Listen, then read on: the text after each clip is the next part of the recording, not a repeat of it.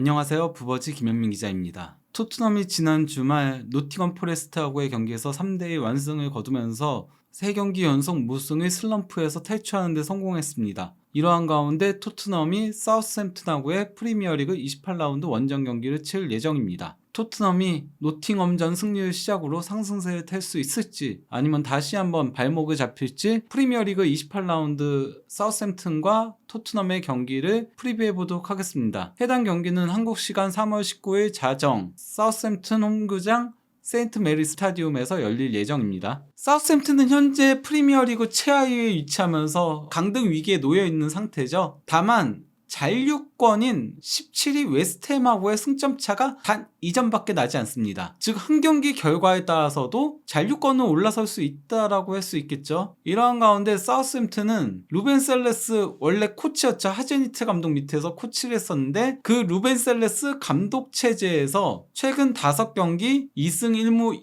2패를 기록 중에 있습니다. 비록 주중 브렌트포드하고의 경기에서 패하긴 했지만요. 첼시 원정에서 1대0으로 승리했었고 또 이제 지난 주말 맨유전에도 0대0 무승부를 기록하면서 약간 조금 강팀 잡는 도깨비팀 같은 모습을 셀레스 감독 체제에서는 보여주고 있습니다. 셀레스 감독 같은 경우는 하제니트 감독의 수석 코치였기 때문에 하제니트식 축구를 구사하고 있습니다. 상당히 압박을 강하게 가져가고 또 이제 기본적으로 4-2-2-2에 가까운 형태로 선수단을 구성을 하고 있거든요. 다만 하제니트가 차이점이 있다면은 수비를 더 신경을 쓴다는 겁니다. 그러다 보니까 셀레스 감독 부임하고 사우스햄튼이 5경기에서 단 3실점밖에 허용하지 않고 있는 거죠. 다만 사우스햄튼의 문제는 바로 득점에 있습니다. 팀 득점 20골로 현재 프리미어리그 최소 득점팀입니다. 에버턴, 울버햄튼과 함께 말이죠. 공동 최소 득점인데요. 심지어 팀 내 최다골도 중앙 미드필더인 워드 프라우스 6골입니다. 즉 사우스햄튼이 믿을 수 있는 거는 워드 프라우스의 프리킥밖에 없다라고 봐도 무방한데요.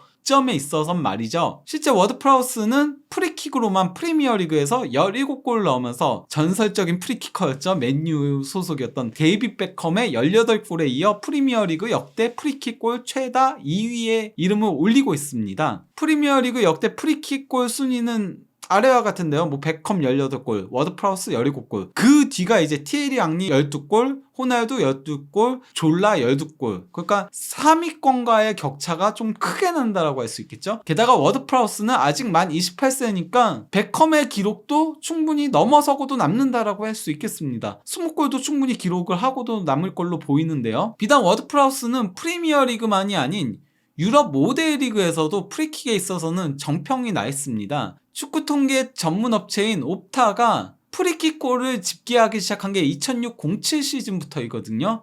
그때부터로 놓고 보면은 메시가 프리킥골 41골로 최다고 그 다음에 호날두가 31골로 2위고 워드 프라우스가 17골로 당당히 3위에 이름을 올리고 있습니다. 안드레아 피올로와 아랑고, 피아니치, 차나놀루 같은 유명한 프리키커들을 다 앞서고 있는 워드 프라우스라고 할 수 있겠죠. 더 놀라운 거는 전체 슈팅 대비 프리킥 골 성공률이 14.8%로 메시와 호날두에도 크게 앞설 뿐 아니라 탑10에 이름을 올린 선수들 중에서도 그 과거 베르더 브레멘과 이제 유벤투스에서 활약했었던 디에구가 이제 15.5%였는데 그거에 이어서 두 번째로 높은 수치를 기록 중에 있습니다. 게다가 이제 워드 프라우스가 데뷔했던 2013년 11월을 기준으로 하면요. 워드 프라우스보다 프리킥 골이 더 많은 선수는 메시 딱 한 명밖에 없습니다. 그리고 슈팅 대비 프리킥 골 성공률 역시도 1위인 거고요. 탑10 선수들 중에서는요. 거기다가 이제 워드 프라우스의 프리킥은 물론 기본적으로는 왼쪽 골포스트 쪽에 많이 집중되어 있긴 해요. 워드 프라우스가 오른발잡이니까 감아서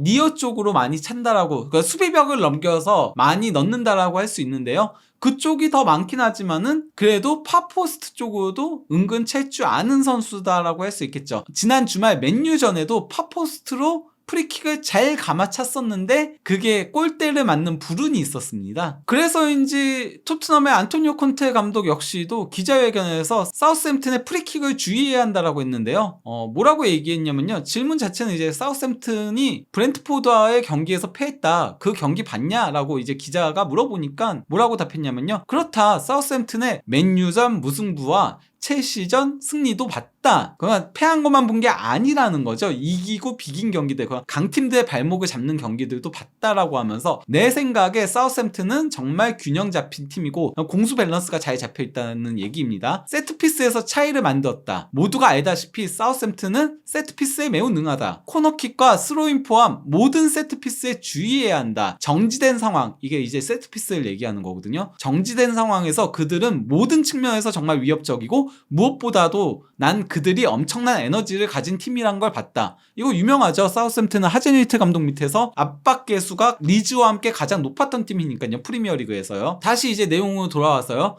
그들은 축구를 하길 원하고 승점을 얻으려고 노력한다. 현재 정말 많은 팀들이 잔류를 놓고 적은 승점 차로 경쟁 중에 있다. 실제 12위 팰리스부터 최하위 사우샘튼까지의 승점 차는 단 5점밖에 나지 않습니다. 역대 가장 치열한 잔류 전쟁이라고 영국 현지 언론들이 보도하고 있을 정도입니다. 다시 내용으로 돌아와서요. 확실히 사우샘튼은 우리 상대로 승점을 얻고 싶어 하지만 우리는 우리 스스로에 대해 생각해야 한다. 즉 그 사우샘튼이 어떻게 플레이할지를 신경 쓰기보다는 우리가 어떻게 플레이할지를 생각해야 한다라는 소리인 겁니다. 이제 우리는 시즌 막판에 접어들었고 이는 한 시즌의 가장 중요한 시점이다. 여기서 우리가 이번 시즌 리그를 어디에서 마무리하느냐가 결정된다. 시즌 막판이니까 여기서 이제 그 성적을 올려야지 4위 이내에 들 수 있다는 소리인 겁니다. 마지막으로 뭐라고 했냐면요. 이러한 이유로 우리는 전술적 측면뿐 아니라 정신력 측면에서도 매우 잘 준비하기 위해 각별한 관심을 기울여야 하고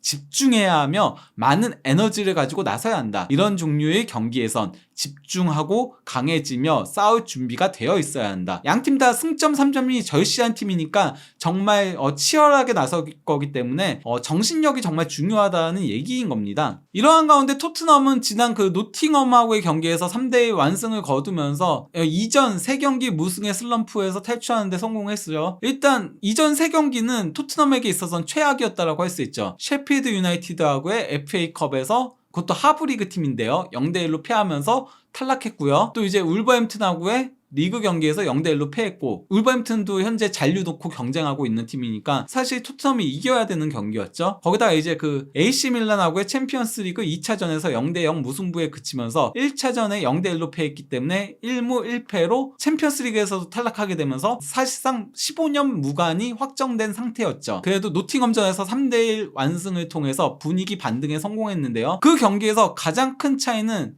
3개였거든요. 일단 클룹세스키 대신에 히샬리송이 오른쪽 윙포워드로 선발 출전하면서 케인, 손흥민과 함께 공격진을 구성을 했고요. 부상으로 결장한 에멜송 로얄 대신에 포로가 오른쪽 윙백에 섰고요. 또 이제 왼쪽 윙백에는 페리시치가 아닌 벤 데이비스가 나섰다는 겁니다. 이를 통해서 토트넘이 이전까지 드러냈던 문제들을 상당 부분 해소를 했어요. 그동안 토트넘은 손흥민과 페리시치가 맞지 않는다는 문제가 있었거든요. 둘이 그러니까 조합이 정말 맞지 않았었는데 손흥민과 벤 데이비스가 서게 되면서 벤 데이비스가 수비적으로 보조해주니까 손흥민 선수가 공격적으로 좋은 모습을 보여주면서 골을 넣었고요. 또 이제 최근 클룹세스키가 부진했던 가운데 히샬리송이 나오니까 히샬리송도 좋은 모습을 보여주면서 페널티킥을 얻어냈고 또 이제 케인의 헤딩골 과정에서도 간접적으로 기여를 했었고 또 직접 도움까지 올리면서 3골에 다 직간접적으로 관여를 했고요. 포로 같은 경우는 공격은 좋지만은 수비가 약점이라는 문제를 드러냈었거든요. 토트넘 와서 그거를 특히나 크게 드러냈었는데 클룹세스키 대신 히샬리송이 나오면서 히샬리송이 수비적으로 꾸준히들을 많이 해주니까 포로가 마음껏 공격을 전개하게 되면서 결국 케인의 헤딩골을 바로 포로가 어시스트했던 거였죠. 그러면 이제 그 양 팀의 맞대결 전적을 조금 살펴볼 예정인데요. 역대 맞대결 전적은 25승 8무 14패로 당연히 토트넘이 우위를 점하고 있습니다. 토트넘이 역사적으로 더 좋은 팀이니까요. 그리고 최근 5경기에서는 토트넘이 3승 1무 1패로 크게 앞서고 있다라고 할 수 있겠죠. 그리고 10경기로 확장을 시키면 5승 3무 2패를 기록 중에 있습니다. 근데 콘테 감독 같은 경우는 사우샘튼 상대로 6승 1무 1패로 상당히 강세를 보이고 있어요. 첼시 감독 시절에는 오전 전승이었거든요. 하지만은 토트넘 지휘봉을 잡고는 사우샘튼 상대로 1승 1무 1패로 그렇게 좋은 성적을 올리지는 못하고 있습니다. 근데 이제 그 토트넘이 사우스햄튼 상대로 최근 5경기 3승 1무 1패 포함 10경기 5승 3무 2패로 앞설 수 있었던 데에는 손흥민의 공로가 절대적이었다라고 할 수 있거든요. 손흥민 선수는 사우스햄튼 상대로 12골을 넣고 있는데 이는 토트넘 선수들 중에서 역대 가장 많은 골을 넣고 있는 거예요. 케인보다도 더 많은 골을 넣고 있거든요. 대부분은 특정 팀 상대로는 케인이 최다골이고 손흥민이 2위인데 여기서는 둘의 위치가 바뀌어 있습니다. 참고로 양 팀의 맞대결에서 세 번째로 가장 많은 골을 넣은 선수는 사우스햄튼의 전설로 불리는 공격형 미드필더 맷 르티시에고요. 케인과 르티시에는 무관의 재앙으로 유명하죠. 거기다가 손흥민 선수 개인에게 따져보더라도 사우스햄튼 상대로 16경기 12골 6도움인데요. 이는 그 손흥민 선수가 특정 팀 상대로 최다골인 거고요. 레스터가 10골로 그 뒤를 잇고요. 그리고 최다 공격 포인트기도 합니다. 18개잖아요. 12골 6도움이면은. 그리고 두 번째가 이제 레스터 시티 10골 5도움으로 15개. 그리고 또 이제 웨스트햄 8골 7도움으로 15개입니다. 비단 이것만이 아니라 손흥민 선수는 사우스햄튼 상대로 16경기 12골 6도움을 올리면서 경기당 0.8골을 넣고 있고요. 또 이제 경기당 1.1개의 공격 포인트를 올리고 있는데요. 더 놀라운 거는 2018-19 시즌 30라운드 무득점 이후에는 최근 프리미어리그 6경기 연속 공격 포인트를 올리고 있고요. 6경기에서 5골 2도움을 기록 중에 있는 거죠. 그리고 또 이제 2019-20 시즌 FA컵에서도 2경기에서 모두 골을 넣으면서 8경기 연속 공격 포인트를 기록 중에 있습니다. 즉 손흥민 선수가 사우스햄튼 상대 9경기 연속 골에 도전한다라고 볼 수 있겠죠. 손흥민 선수가 사우스햄튼한테 유난히 강한 이유는 사우스햄튼이 하제니트 감독 밑에서 라인을 높게 끌어올리면서 강도 높은 압박 축구를 했거든요. 거기에 손흥민 선수가 바로 카운터였습니다. 손흥민 선수가 그 뒷공간에 파고들면서 많은 골들을 넣었던 거였죠. 특히 그 2020-21 시즌 전반기 4골은 손흥민 선수가 특정 팀 상대 한 경기 최다골 기록이기도 하죠. 그러면 이번에는 양 팀의 그 부상자 명단을 좀 살펴보도록 하겠습니다. 사우스햄튼은 라리오스와 리브라멘토 그리고 메이틀란드 나이스, 카일 워커 피터스가 부상 후 출전 여부가 불투명한 상태입니다. 근데 이를 보면 오른쪽 풀백이 사실상 전멸됐다라고 봐도 돼요. 원래 주전이 리브라멘토였는데 리브라멘토가 부상으로 이번 시즌 아예 나서지 못하고 있고요. 카일 워커 피터스, 토트넘 소속이었죠. 카일 워커 피터스는 오른쪽 왼쪽 다 서긴 하는데요. 어쨌건 이 선수도 지난 그 브렌트포드하고의 경기에서 경미한 부상을 당하면서 이번 경기 출전이 불투명한 상태입니다. 이번 시즌 사우스햄튼 선수들 중에서 가장 많이 오른쪽 풀백에 선발 출전한 선수가 카일 워커 피터스였는데 말이죠. 리브라멘토는 아예 나오지 못했으니까요. 그리고 이제 그 다음으로 오른쪽 풀백으로 가장 많이 출전한 선수가 메이틀란드 나이스인 건데 이 선수는 전 아스날 선수죠. 메이틀란드 나이스도 부상 후 인해 출전 여부가 불투명하고요. 그 다음에 이제 리앙코가 가장 많이 나왔는데 리앙코는 원래 센터백입니다. 그리고 이제 그 다음으로 많이 나선 선수가 브리인 건데요.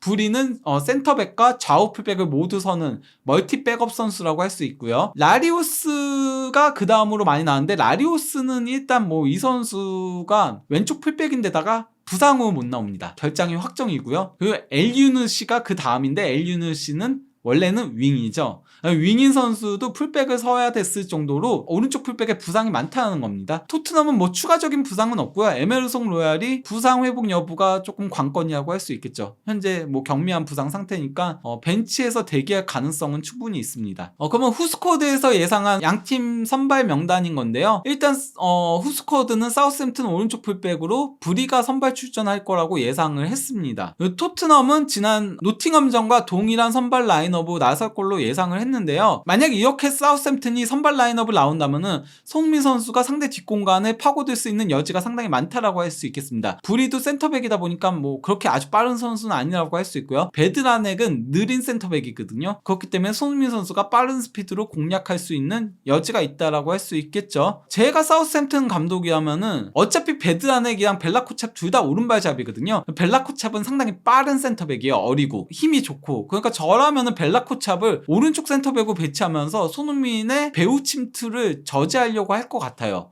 베드라넥을 왼쪽 센터백으로 배치시키고요. 마지막으로 후스코드는 토트넘의 3대1 완승을 예상을 했습니다. 사우스햄튼이 주중 브렌트포드하고의 경기를 가졌기 때문에 뭐 체력적으로도 더 열세에 있을 거고요. 그리고 브렌트포드전 0대2 패배로 인해 약간 좀 현재 주춤한 부분들도 있다라고 할 수 있겠죠. 근데 이제 후스코드는 약간의 변수로 사우스햄튼이 홈에서만큼은 토트넘 상대로 최근 6경기에서 단 1패밖에 당하지 않고 있다라고 평가하긴 했습니다. 그리고 이제 후스코드에서 두 번째 부분에서 설명한 거는 토트넘이 그래도 2020년에는 사우스햄튼 원정에서 5대2로 역전승을 거뒀다라고 평가를 했는데요. 그 경기가 바로 손흥민 선수가 4골을 넣었던 경기였죠. 그러면서 이제 그 토트넘은 최근 원정 4연패를 끝내고 싶어 한다라고 평가를 했습니다. 이번 시즌 토트넘이 원정에선 유난히 약한 모습을 보이고 있죠. 그러면서도 토트넘의 승리를 예상한 이유는 토트넘이 원정에서 이번 시즌 부진하다라고는 하지만은 사우스햄튼은 프리미어리그 팀들 중에서 홈 성적이 가장 좋지 못하다. 그러하기에 그들은 캐피탈, 바로 런던, 홈 얘기죠. 홈으로 승점 3점을 가지고 돌아올 것이다 라고 예상을 한 겁니다. 현재 토트넘은 3, 4위 자리를 놓고 치열한 경쟁을 하고 있습니다. 3위 맨유부터 8위 브렌트포드까지의 승점차가 9점인데요. 무엇보다도 뉴캐슬이 토트넘보다 2경기를 덜 했기 때문에 그 2경기를 모두 승리한다면은 승점 50점으로 토트넘을 앞서게 되고요. 또 이제 브라이턴 같은 경우도 토트넘보다 2경기를 덜 했기 때문에 2경기 모두 승리하면은 토트넘과 승점 동률이 되는데 골득시에서 현재 브라이턴이 앞서고 있거든요. 그러다 보니까 지금 한 경기 한 경기가 다 중요하다라고 할 수 있겠는데요. 이러한 가운데 토트넘은 뭐 사우스햄튼 원정이 끝나고 나면은 A매치 휴식기 이후 에버턴 원정을 치르고요. 그러고 나서 이제 죽음의 일정이 이어집니다. 현재 그 3, 4위 자리를 놓고 경쟁하고 있는 브라이턴과의 홈 경기가 있고요. 본머스전은 그나마 쉽다라고 할 수 있지만은 그러고 나서 다시 이제 뉴캐슬, 맨유, 리버풀, 그러니까 에버턴전 이후에 가지는 5경기 중에 4경기가 3, 4위 자리를 놓고 경쟁하는 팀들입니다. 즉 이때가 토트넘의 운명을 결정지을 일정들이라고 할 수 있겠죠. 이 경기들은 승점 6점짜리 경기라고 할 수 있겠으니까요. 분명한 건 손흥민 선수가 이제 한 골만 넣으면은 프리미어리그 100호 골 금자탑을 쌓게 된다는 겁니다. 상대도 손흥민 선수가 가장 많은 골을 넣은 사우스햄튼입니다. 그리고 이번에 골을 넣게 되면 7경기 연속골에다가 9경기 연속 공격 포인트를 올리게 됩니다. 과연 이번 주말 경기 때 손흥민 선수가 100호 골을 달성할 수 있을지 관심 있게 지켜보시기 바랍니다.